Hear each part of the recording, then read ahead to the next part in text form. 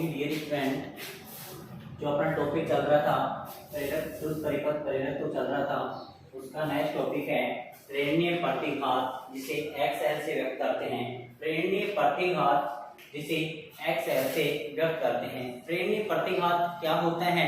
जिस प्रकार हमें धारा के मान में जो रुकावट होती है उसे प्रतिरोध कहते हैं, उसी प्रकार इस प्रेरकत्व के अंदर जो शुद्ध परिपथ है प्रेरकत्व का, उसके अंदर जो धारा के मान में रुकावट या प्रतिबाधा उत्पन्न होती है उसे प्रेरणीय प्रतिघात कहते हैं। यानी शुद्ध प्रेरकत्व वाले परिपथ में धारा के मान में उत्पन्न प्रतिबाधा या अवरोध या रुकावट को प्रेरणीय प्रतिघात कहते हैं। यानी जो अपने पास जैसे धारा के लिए पढ़ते हैं, धारा के लिए प्रतिरोध के लिए काम में लेते हैं, R काम में लेते हैं, जो धारा के मान में क्या करता है? रुकावट करता है। धारा के मान में रुकावट करने से प्रतिरोध कहते हैं। इसी प्रकार इस प्रेरणीय जो प्रेरकत्व शुद्ध प्रेरकत्व परिपथ है, शुद्ध प्रेरकत्व परिपथ है, तो उसके प्रेरणीय जो प्रेरकत्व होता है, प्रेरकत्व के जो परिपथ है उसके धारा के मान में प्रतिबाधा उत्पन्न करे। धारा के जो बहती है, बहने वाली धारा के मान में क्या करे? प्रतिबाधा उत्पन्न करे या अवरोध उत्पन्न करे, तो उसे प्रेरणीय प्रतिघात कहते हैं। इसे XL से व्यक्त करते हैं। तो जिस प्रकार ओम में प्रतिरोध का मात्रक होता है ओम, उसी प्रकार ये भी प्रतिरोध की तरह कार्य करता है, इसलिए इसका जो मात्रक होता है वो भी क्या होता है? ओम होता है। तो हम कह सकते हैं कि XL इज इक्वल टू होता है ओमेगा L, क्योंकि ओमेगा L जो हमारे पास आया था वो याद होगा आपको कि V नोट अपॉन में omega L is equal to I naught माना था अपन ने। याद है कि प्रत्यावर्ती धारा का शिखर मान जो अपने पास, क्योंकि ओम के नियम से धारा इज इक्वल टू होता है V अपॉन में R होता है, तो उसी प्रकार ये ओमेगा L है वो किसका कार्य कर रहा है? R का कार्य कर रहा है, यानी प्रतिरोध का कार्य करता है, ये कार्य करता है। जिस प्रकार प्रतिरोध धारा के मान में रुकावट उत्पन्न करता है, उसी प्रकार शुद्ध प्रेरकत्व वाले परिपथ में धारा के मान में उत्पन्न प्रतिबाधा, तो ये भी क्या करता है? एक प्रतिबाधा उत्पन्न करता है। इसे क्या कहते हैं अपन? I नोट कहते हैं, क्योंकि इसको भी क्या कहते हैं? I कहते हैं, इसलिए इसको क्या माना गया है? I नोट माना गया है। इसे क्या माना गया है? I नोट माना गया है। तो ये भी क्या करता है? धारा के मान में रुकावट उत्पन्न करता है। प्रेरणीय प्रतिघात को अपन XL से व्यक्त करते हैं, तो इसे क्या लिख सकते हैं? XL is equal to omega L, यानी हम ये कह रहे हैं कि XL इज इक्वल टू होता है ओमेगा L होता है। ओमेगा बराबर जानते हैं 2 पाई बाई T होता है, या हम omega is equal to 2 pi by N भी कह सकते हैं। क्यों? क्योंकि हमें पता है 1 अपॉन जो T होता है N या F से व्यक्त करते हैं, यानी आवृत्ति होती है, फ्रीक्वेंसी बोलते हैं इसे, F या N से व्यक्त करते हैं। तो 1 बाई T का मान क्या बन जाएगा? N। ओमेगा का मान यदि हम यहाँ रखते हैं तो हमारे पास XL बराबर बनता है कि 2 पाई बाई NL, ये बनता है अपने पास। यहां से हम देखते हैं कि प्रेरणीय प्रतिघात XL समानुपाती होता है प्रेरकत्व L के, यानी XL समानुपाती L के होता है। प्रतिघात की क्या होता है? तो एक प्रेरकत्व की क्या होता है? प्रतिघात समानुपाती होता है। यदि हम ग्राफ की बात करें, X पे लेंगे प्रेरकत्व L ले लेते हैं, इधर ले लेते हैं XL जो प्रेरणीय प्रतिघात होता है, दोनों समानुपाती है, तो हमारे पास ग्राफ प्राप्त होते क्या होगी? स्ट्रेट लाइन प्राप्त होगी, यानी XL समानुपाती L। ये हमारे पास क्या होता है? इसका ग्राफ। जो समानुपाती होते हैं, जो समानुपाती जो लाइन प्राप्त होती है, स्ट्रेट लाइन यानी सरल रेखा प्राप्त होती है। इसके बाद जैसे नेक्स्ट टॉपिक की बात करते हैं, नेक्स्ट टॉपिक अपने पास है, जो नेक्स्ट टॉपिक की बात करेंगे, जैसे नेक्स्ट टॉपिक अपने सामने है कि प्रेरणीय अधिकल्पित प्रवेशिता, जिसे XL से व्यक्त करते हैं। प्रेरणीय अधिकल्पित प्रवेशिता जिसे XL से व्यक्त करते हैं। प्रेरणीय अधिकल्पित प्रवेशिता जो होती है, प्रेरणीय अधिकल्पित प्रवेशिता SL जो होता है वो व्युत्क्रमानुपाती होता है 1 बाई XL। XL क्या होता है? यहाँ पे प्रेरणीय प्रतिघात, प्रेरणीय प्रतिघात के व्युत्क्रमानुपाती होता है, यानी प्रेरणीय प्रतिघात के व्युत्क्रमानुपाती को ही प्रेरणीय अधिकल्पित प्रवेशिता कहते हैं। प्रेरणीय प्रतिघात के व्युत्क्रमानुपाती जो होते हैं उसे प्रेरणिक अधिकल्पित प्रविष्टता कहते हैं। इसका मात्रक, जैसे इसका मात्रक हमारे पास ओम होता है तो इसका मात्रक क्या होगा बेटा, ओम इनवर्स होगा। इसका मतलब क्या बनेगा अपने पास ओम, क्योंकि ओम यहाँ लेंगे, ओम को ऊपर ले जाएंगे तो माइनस का बनेगा। हम ये भी जानते हैं कि xl का जो मान अपने पास है 2π/n होते हैं, हम ये मान भी रख सकते हैं, तो हम xl कह सकते हैं 1/2πn भी कह सकते हैं। ये जो होता है अपने पास, ये होता है प्रेरणीय अधिकल्पित प्रवेशिता होती है जो प्रतिघात के व्युत्क्रमानुपाती होती है।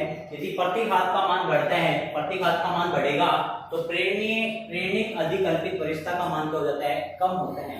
और यदि प्रतिघात का मान कम होगा, प्रतिघात का मान क्या होगा, प्रेरणिक प्रतिघात का मान कम होगा तो प्रेरणिक अधिकल्पित प्रवेशिता का मान क्या होगा, अधिक होगा। यानी उल्टा होता है, व्युत्क्रमानुपाती मतलब क्या होता है, इसमें उल्टा होता है। तो ये टॉपिक अपना इसी के साथ हुआ, ये शुद्ध प्रेरक तो परिपथ का कंप्लीट टॉपिक अपने पास पूरा हो जाता है। इसके बाद नेक्स्ट जो टॉपिक चलते हैं वो है अपने पास जो शुद्ध संधारित्र परिपथ, शुद्ध संधारित्र परिपथ। नेक्स्ट टॉपिक अपने पास शुद्ध संधारित्र परिपथ।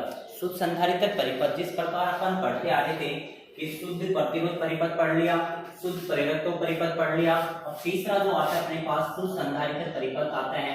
तो इसमें अपने पास एक संधारित्र, चौथे चैप्टर के अंदर संधारित्र के बारे में बात की थी अपन ने कि संधारित्र जो होता था, संधारित्र की बात भी हम करते हैं। संधारित्र अपने पास इसकी दो प्लेट हैं, जिसे सी कह रहे हैं बेटा, दोनों प्लेट बराबर होती है। इसकी एक प्रत्यावर्ती स्रोत से श्रेणी क्रम के अंदर क्या हुआ है, जुड़ा हुआ है। किस क्रम में जुड़ा हुआ है, श्रेणी क्रम में।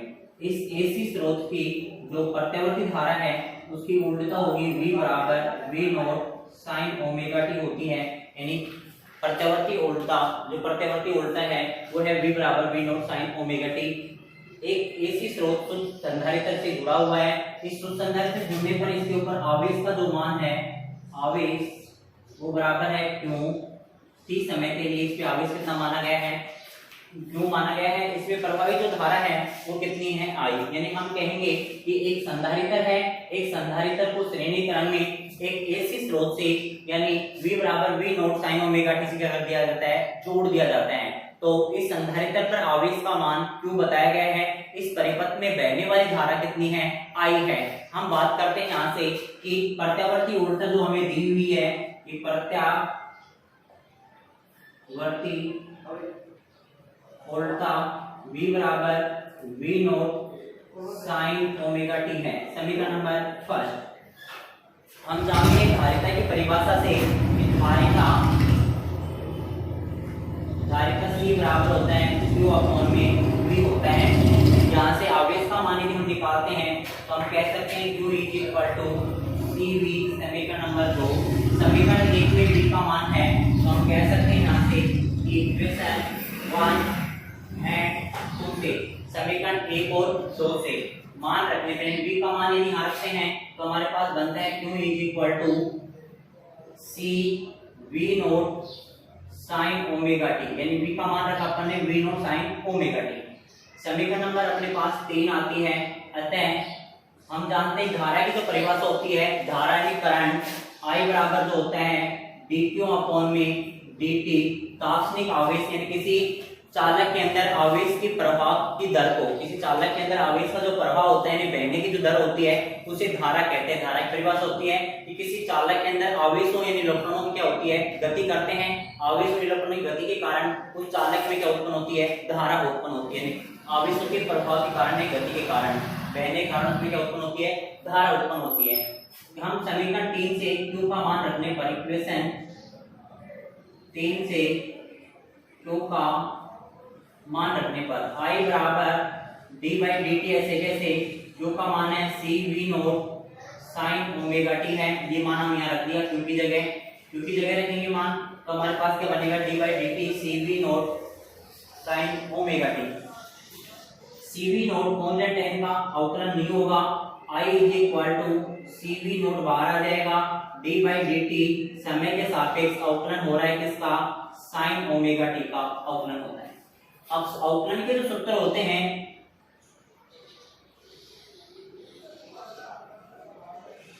वो होता है बेटा कि d by d T sine theta बराबर नेट तो होता है सीधा क्या बेटा, इसका समय के सापेक्ष जो अवकलन होगा वो होगा cos थीटा।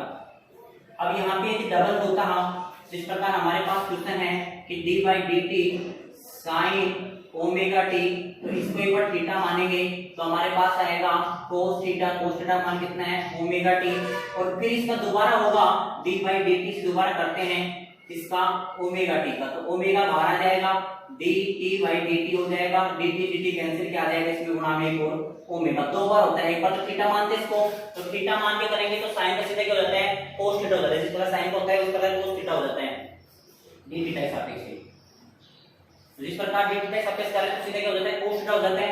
उसी प्रकार इसका एक बार समय के सापेक्ष दोबारा करते हैं ओमेगा टी का, तो ओमेगा बाहर आ जाएगा dt बाई dt, तो एक ओमेगा और आ जाएगा यहाँ पे, इसका तो हो जाएगा एक ओमेगा और आ जाता है, तो इसका पूरा जो समाकलन अवकलन होता है वो क्या होता है किसका D by d T sign omega T का होता है ओमेगा कोस ओमेगा टी, तो हम यहाँ रख सकते हैं कि आई बराबर C V nought omega cos omega t, यहाँ से अतः सी वी नोट ओमेगा बराबर हम कह सकते हैं आई नोट, जो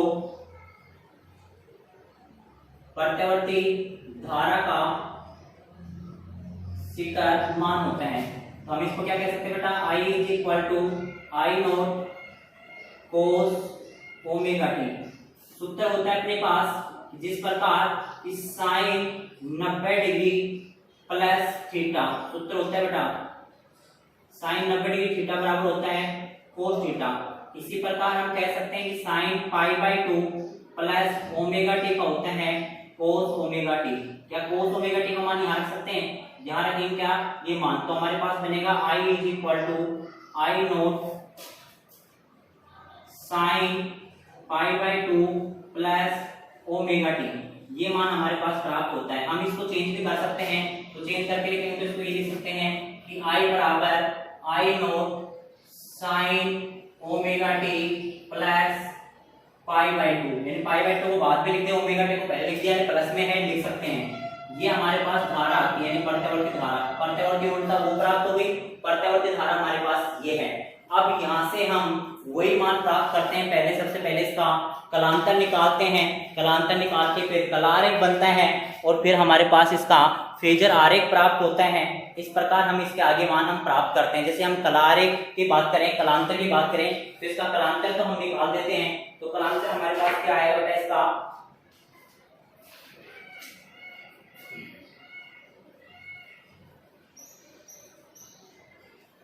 फिर दो समीकरण हमारे पास आ चुकी। धारा के समीकरण है I is equal to I nought sine omega t plus pi by 2, उल्टा v बराबर v nought sine omega t. इन दोनों से हम देख रहे हैं कि दोनों में हम देखते हैं कि धारा उल्टा में ओमेगा टी कौन आ रहा है, धारा में omega t plus pi by 2 आ रहा है, omega t plus pi by 2। इसका मतलब धारा होती है जो उल्टा से पाई बाई 2 यानी प्लस का पाई बाई 2 है, पाई बाई 2 क्या होती है आगे होती है, जबकि प्रेरक तो होता है, प्रेरक के अंदर धारा पाई बाई 2 पीछे थी, माइनस की प्राप्त हो रही थी, वहां हमारे पास क्या प्राप्त होती थी माइनस की, और यहाँ किसकी प्राप्त हो रही है प्लस की, तो इसका मतलब क्या है पाई बाई 2 आगे है। हम कलांतर की बात करते हैं, पहले कला को निकालते हैं,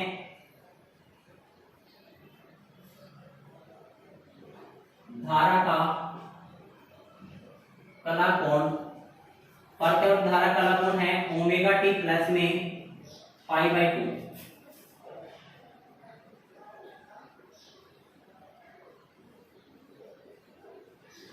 का कला कोण ओमेगा टी। कलांतर की बात करें, पाई से व्यक्त करते हैं omega t plus pi by 2 minus omega T, दोनों घटा दी, दोनों कला कोणों घटाएंगे तो हमारे पास कलांतर का मान आता है पाई बाई 2, यानी यहाँ पे ये कह रहा है कि धारा पाई बाई 2 उल्टा से क्या होती है आगे होती है, धारा पाई बाई 2 उल्टा से क्या होती है आगे होती है। ऐसे ही हम इस कलांतर का मान आ गए तो वही हम फेजर आरेख, कला आरेख, फेजर आरेख का सरल रूप बनाते हैं, फिर एक जाव वक्र प्राप्त करते हैं, फिर औसत मान प्राप्त करते हैं, फिर जिस प्रकार प्रेरकत्व के लिए प्रेरणीय प्रतिघात प्राप्त किए उसे धारित्य प्रतिघात प्राप्त करते हैं। आगे टॉपिक अपन बात करते हैं नेक्स्ट वीडियो में, नहीं कल के वीडियो में। यहाँ तक आप इसको नोट कर लेना बेटा।